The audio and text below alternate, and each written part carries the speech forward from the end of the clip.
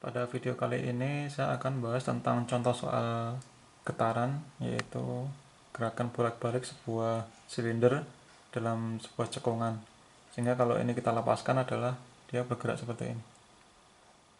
Nah, pertanyaannya adalah bagaimana persamaan gerak dari silinder ini, kemudian berapa natural frekuensinya, frekuensi dari goyangan silinder ini.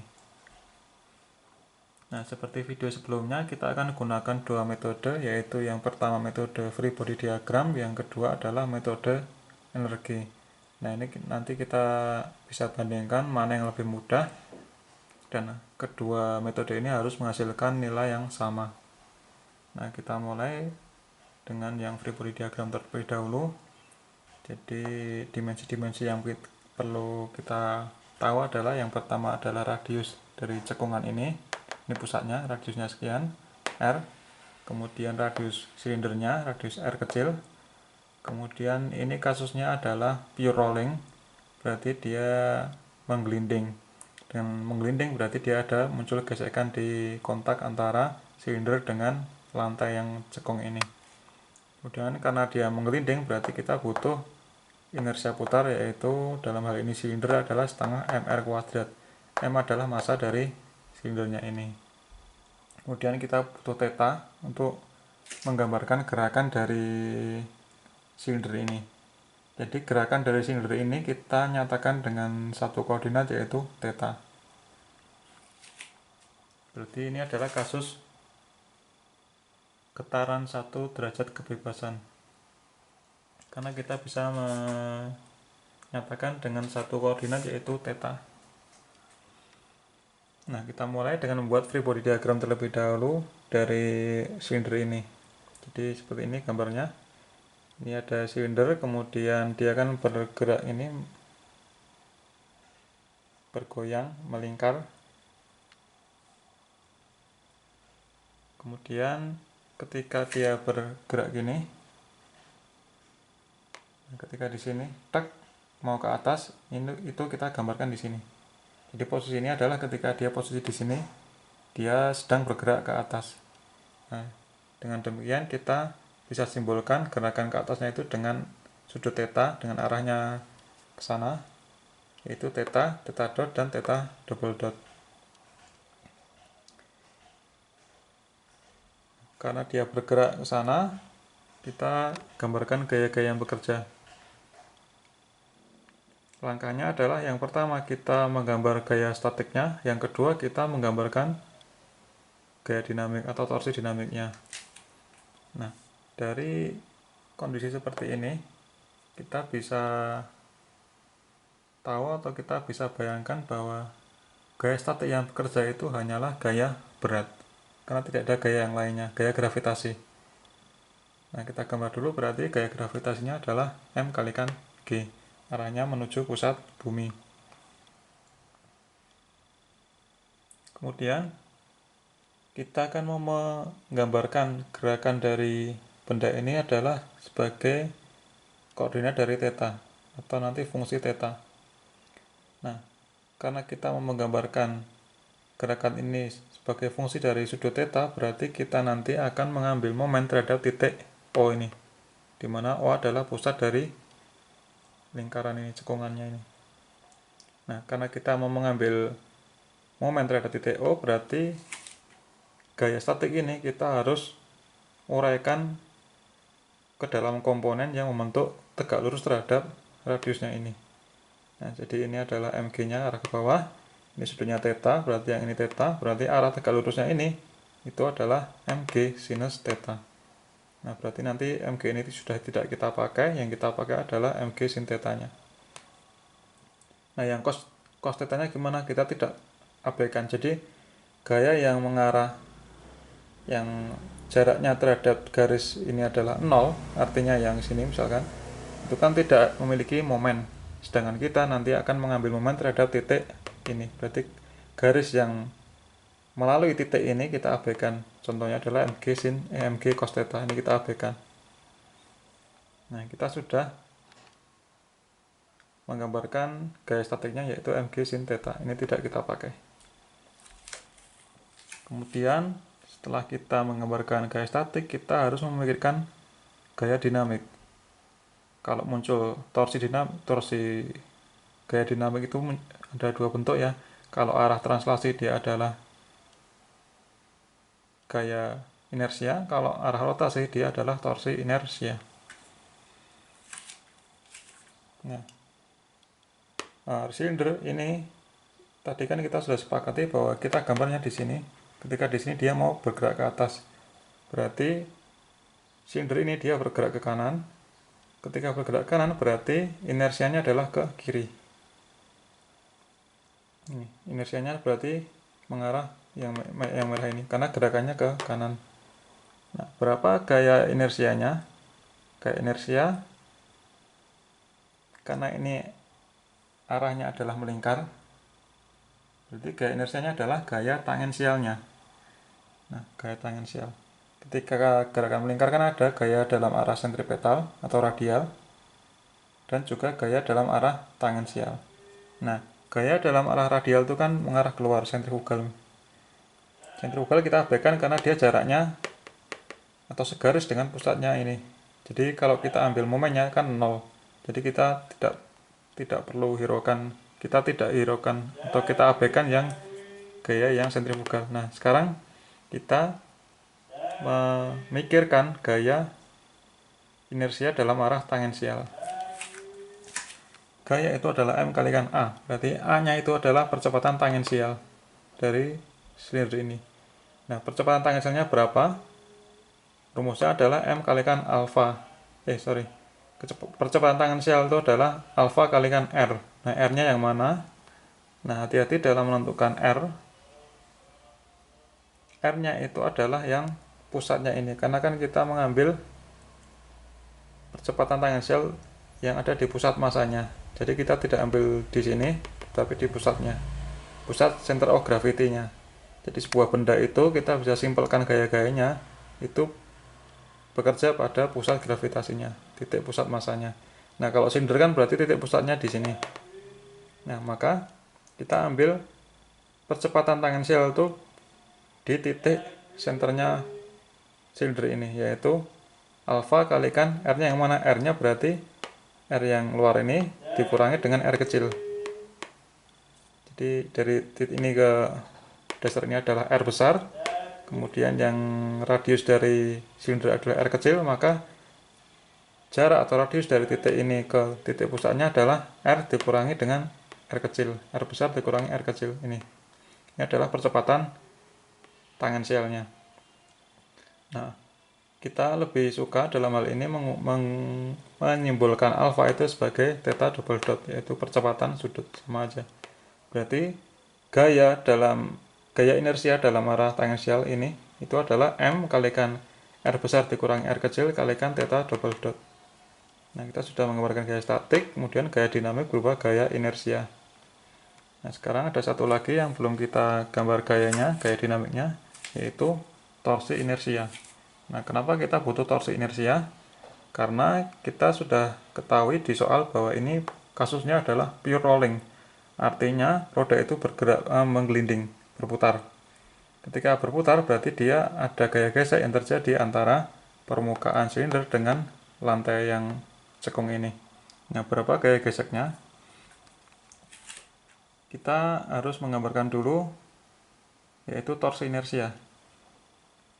Ingat ketika silinder ini bergerak ke kanan, berarti rodanya itu berputar searah jarum jam. Nah, ketika roda berputar searah jarum jam, berarti torsi inersianya itu berlawanan arah jarum jam. Sini, yang merah ini berarti. Nah, bayangkan kalau kita berdiri di sini, kemudian silinder ini kita putar searah jarum jam, kita akan jatuh ke kiri. Berarti ini adalah arah torsi inersianya. Rumusnya adalah I kalikan alfa. I-nya kita simbolkan dengan J. Alfanya berarti, nah hati-hati, alfanya itu bukan alfa dari sudut ini yang besar, tetapi alfa dari sudut si silinder ini sendiri, yaitu theta 2. Kita simbolkan theta 2. Berarti torsi inersia dari silinder itu adalah J inersia putar kalikan theta 2 double dot. Theta 2 adalah sudut yang dibentuk oleh silinder ini. Nah, apa akibatnya torsi inersia ini? Akibatnya torsi inersia yang arahnya itu berlawan arah jarum jam itu akan dilawan oleh gaya gesek. Ini adalah aksinya, ini adalah reaksinya. Nah, berapa reaksi yang terjadi antara ini permukaan silinder dengan lantai? Ya, ini kita tinggal bagi aja bahwa torsi kan gaya kalikan lengan. Berarti kalau pengen tahu gayanya, berarti torsi dibagi dengan lengan. Lengannya adalah R kecil. Berarti gaya gesek yang terjadi di sini itu adalah J theta 2 double dot dibagi dengan lengannya adalah jari-jari dari silinder. Yang ketika J-nya itu adalah setengah mr kuadrat, karena ini adalah silinder, berarti kita tinggal substitusi setengah mr kuadrat per R kecil kalikan theta 2 double dot.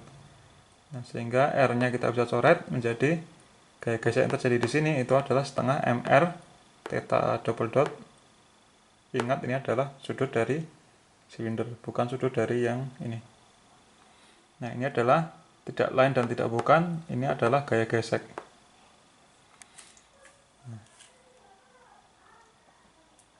Nah, di sini gayanya yang terjadi di sistem ini itu berarti ada 3 gaya. Karena kan kita mengambil momen terhadap titik 0, berarti yang menyebabkan momen itu ada 3 gaya, yaitu ini, MAT ini, kemudian MG sin theta, dan ini gaya geseknya. Sedangkan J theta 2 double dot ini kan dia berupa torsi terhadap T0, ini dia tidak menyebabkan momen, dia hanya menyebabkan momen terhadap silinder ini. Jadi tidak menyebabkan momen terhadap titik nolnya ini. Berarti ada 3 gaya, 1, 2, 3. Nah, cuma 3 gaya, sedikit termasuk. Nah, kemudian yang perlu diingat lagi adalah ini adalah fungsi dari gaya, ini adalah fungsi dari theta 2, sudutnya sudut dari silinder. Sedangkan kita menginginkan itu gerakan dari silinder ini itu hanya digambarkan itu sebagai fungsi dari theta yang besar ini. Nah, berarti kita harus merubah theta 2 ini menjadi fungsi dari theta. Nah, caranya gimana? Nah, ini juga perlu hati-hati.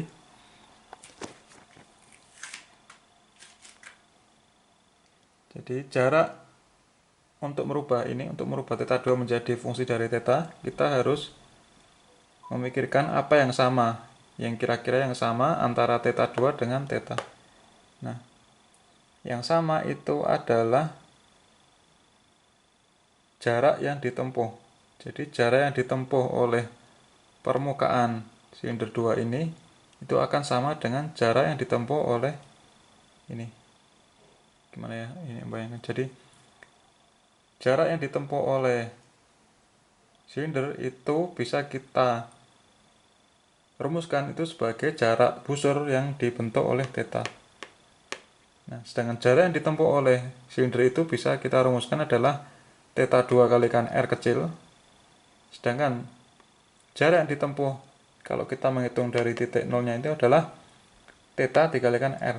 Nah, karena panjang busurnya itu sama, jaraknya sama, karena tidak ada slab, ini adalah murni rolling sempurna, berarti jarak yang dibentuk oleh busur silinder ini itu akan sama jarak yang dibentuk oleh busur yang dibentuk oleh sudut ini. Bisa ulang lagi, berarti karena tidak ada slab, artinya ini mengelilingi sempurna, berarti jarak yang ditempuh oleh atau busur yang dibentuk oleh sudut dari theta 2 ini, busurnya itu akan sama dengan jarak yang dibentuk oleh busur yang theta ini. Oke. Dari pengertian itu kita bisa nyatakan dalam persamaan matematik. Anggap aja bahwa panjang busur itu adalah X. Jadi X ini adalah panjang busur yang dibentuk oleh R yang besar. Itu berarti sama dengan panjang busur yang dibentuk oleh R kecil ini. Tergantung sudutnya. Nah, sudutnya gimana hubungan sudutnya? Karena panjang busur yang dibentuk oleh R adalah R kalikan theta, sedangkan jarak yang dibentuk oleh R itu adalah R kecil kalikan theta 2. Nah, ini kan kalah sama, karena tadi ya rolling sempurna, berarti sama jaraknya. Berarti kita bisa nyatakan theta 2 itu sebagai fungsi dari theta.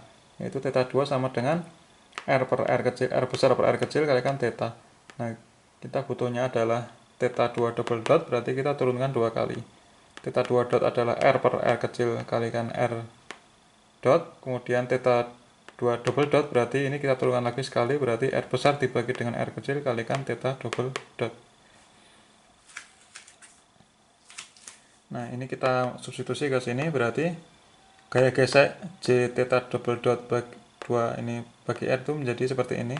Ini setengah MR theta 2 double dot kita ganti dengan setengah MR theta 2 double dot adalah ini, berarti R per R theta double dot. R-nya kita coret, berarti gaya gesek yang terjadi di sini itu sama dengan setengah M R besar theta double dot, dimana tetanya yang ini.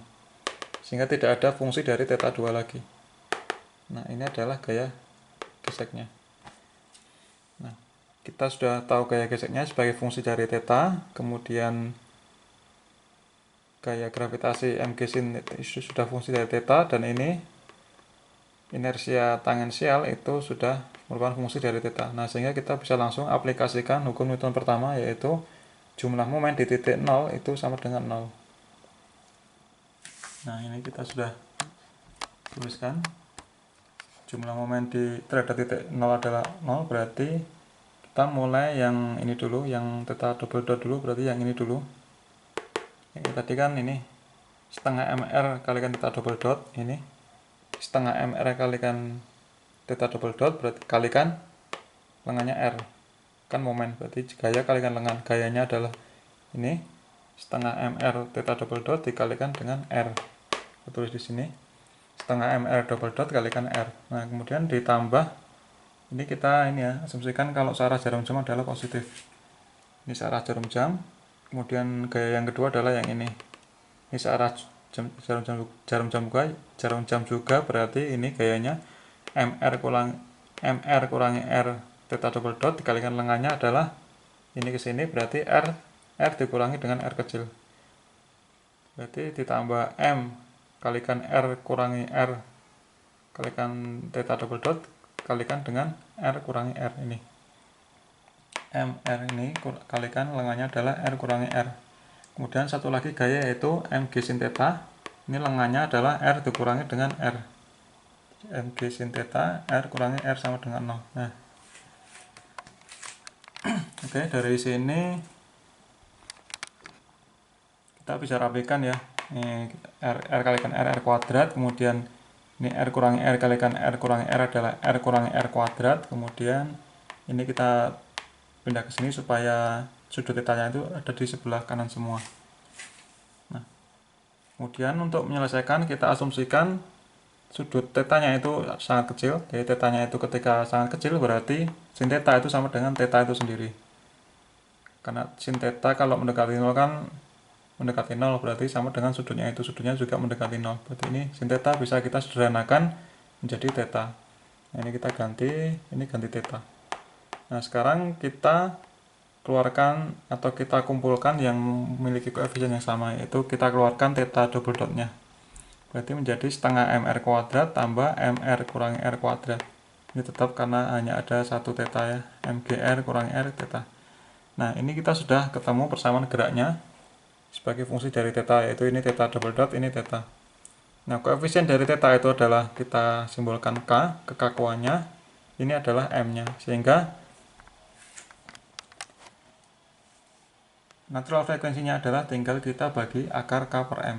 Nah, menjadi mg ini ya, mgr kurangi r ini dibagi dengan ini. Nah, ini sudah ketemu baik persamaan geraknya maupun frekuensi naturalnya dengan metode free body diagram. Nah, sekarang kita lanjutkan dengan metode energi. Nah, metode energi yang kita gunakan dalam hal ini adalah energi mekaniknya. Ketika tidak ada sistem itu tidak menimbulkan panas, berarti energi mekaniknya itu konstan, tidak ada yang dirubah menjadi energi panas. Nah, dari mana kita tahu tidak ada energi panas? Karena tidak ada ini pure rolling. Pure rolling itu berarti meskipun ada gesekan, tetapi gesekan ini tidak menimbulkan panas, karena ketika pure rolling itu tidak ada pergerakan atau pergesekan relatif antara lantai dengan rodanya. Free rolling berarti ini selalu apa ya, kecepatan relatifnya antara kontaknya itu selalu 0, sama. Jadi tidak menimbulkan, tidak ada slip, tidak terjadi panas. Nah, itulah sederhananya. Nah, kalau kita itu mengandalkan atau kita menganalisis energi mekaniknya saja, berarti ketika tidak ada yang dirubah menjadi energi panas, energi mekaniknya itu konstan. Nah, energi mekaniknya itu terdiri dari apa saja? Energi mekanik itu terdiri dari energi kinetik dan energi potensial. Nah, sekarang ini kan hanya ada satu komponen, yaitu yang silinder ini. Nah, energi apa saja yang dimiliki oleh silinder ini? Yang pertama, dia bergerak ini. Berarti dia memiliki energi kinetik dalam arah translasi. Dia bergerak ke sini. Yang kedua, dia berputar juga. Berarti dia juga memiliki energi mekanik dalam arah rotasi. Jadi energi kinetiknya itu ada dua, yaitu arah translasi dan arah rotasi. Begini.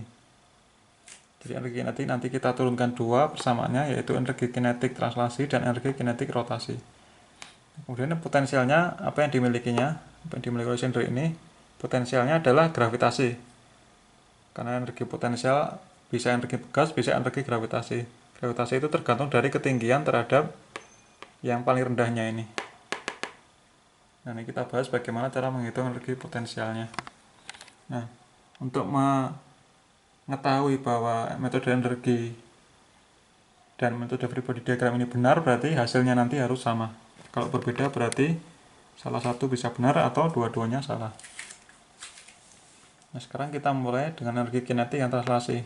Itu setengah mv kuadrat.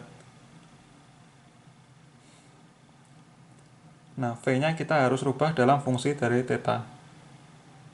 Nah, V-nya itu yang mana? Nah, V pada sebuah silinder atau roda itu yang dinamakan dengan kecepatannya itu adalah kecepatan di titik pusatnya ini. Jadi kecepatan di titik pusatnya.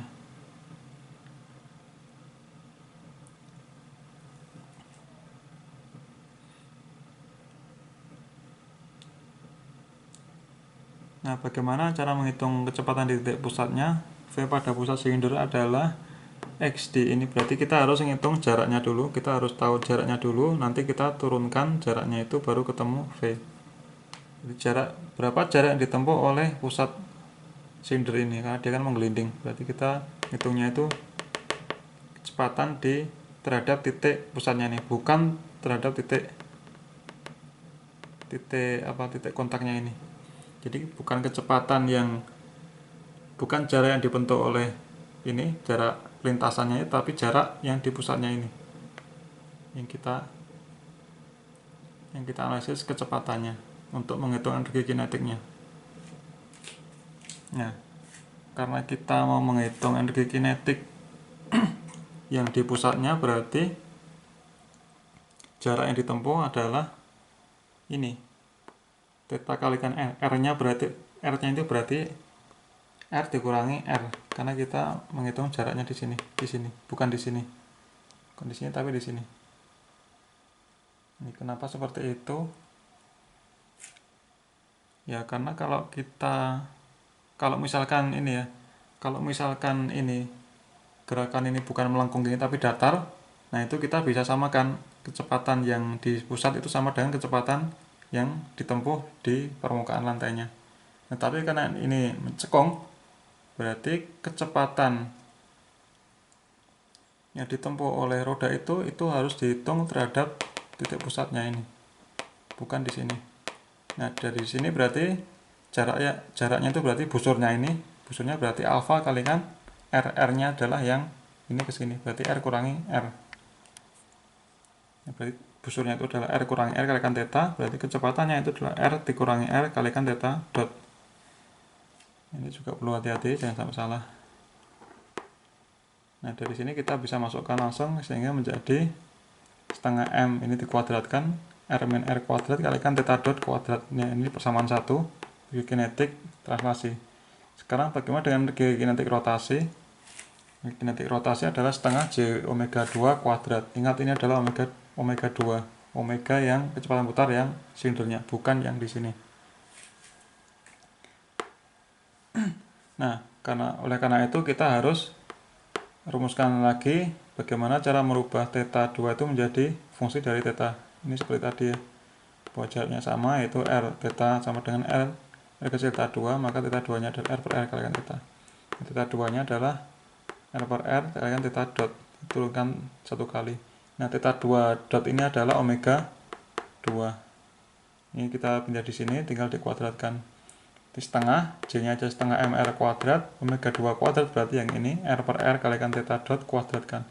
Sehingga energi kinetik rotasinya adalah seperempat MR kuadrat, ini kuadratkan R kuadrat per R kuadrat kalikan theta dot kuadrat. Ini kita coret, sehingga energi kinetik dalam arah rotasi adalah seperempat MR besar kuadrat kalikan theta dot kuadrat. Nah, ini adalah persamaan 2 yang merupakan energi kinetik rotasi. Nah, satu lagi yang terakhir yaitu energi gravitasi. Nah, memang harus teliti, harus jeli untuk mengambil koefisien mana yang kita gunakan untuk menghitung energi ini, atau jari-jari yang mana yang perlu kita masukkan dalam rumus. Nah, energi potensial itu kan satuannya Joule Newton meter. Ini sebagai pengingat aja. Nah, energi potensial itu selain kalau yang pegas kan setengah kx kuadrat. Nah, karena potensial karena ketinggian itu adalah M kalikan G kalikan H. Yang pertanyaannya hanya itu yang mana. Nah, ini yang perlu kita jeli juga.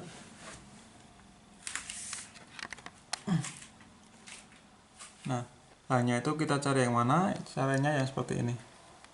Jadi bayangkan kalau dia silinder itu bergoyang sini, maka jarak yang paling kecil, ketinggian yang paling kecil itu adalah ketika di sini. Nah, ketika di sini itu berarti ketinggiannya 0. Saya ulang lagi, karena dia bergerak gini, berarti energi gravitasi atau energi potensial gravitasi yang terendah itu adalah yang ketika di sini. Nah, ini kita anggap energi gravitasinya adalah 0. Energi potensial gravitasinya. Nah, ketika energi potensial gravitasinya 0 berarti hanya itu 0 di sini. 0 di sini berarti kita acuannya adalah yang di pusatnya dari silinder ini. Nah, ini hanya berarti yang ini.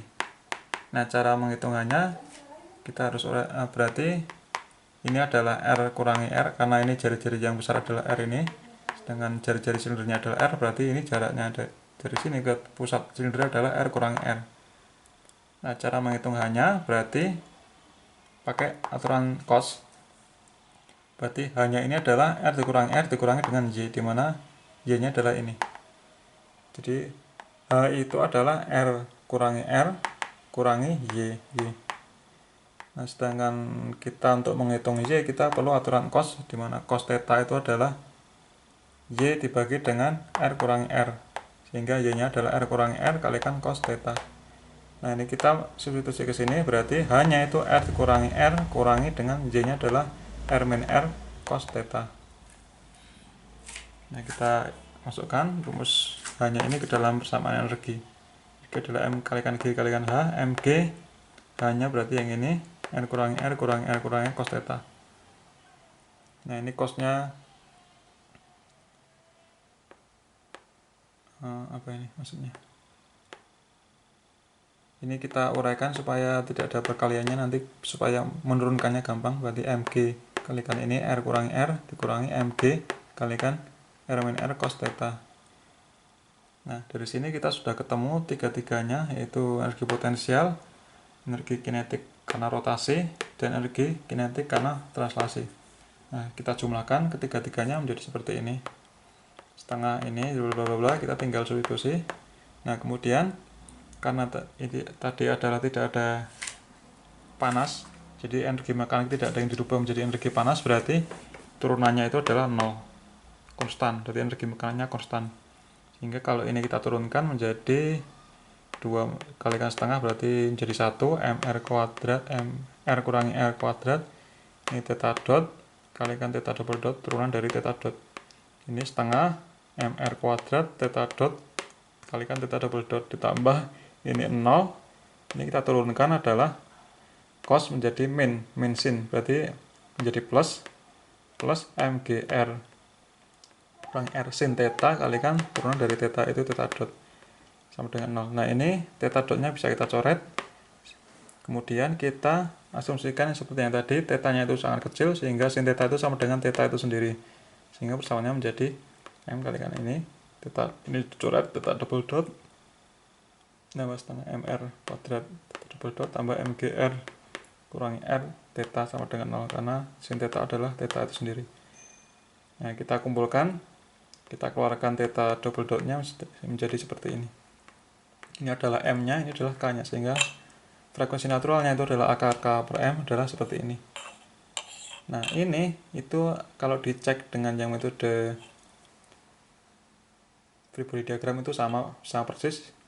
Yang atas mgr kurangi r, lihat mgr kurangi r, kemudian yang bawah itu adalah mr kurangi r kuadrat tambah setengah mr kuadrat, ini juga sama, tinggal dibalik aja, sama persis. Nah dengan demikian ini kita sudah bisa menyimpulkan bahwa dengan metode free body diagram maupun dengan metode energi itu menghasilkan nilai yang atau menghasilkan hasil yang sama. Oke, terima kasih. Kalau ada kesalahan silahkan dikoreksi di kolom komentar. Sampai ketemu di video selanjutnya.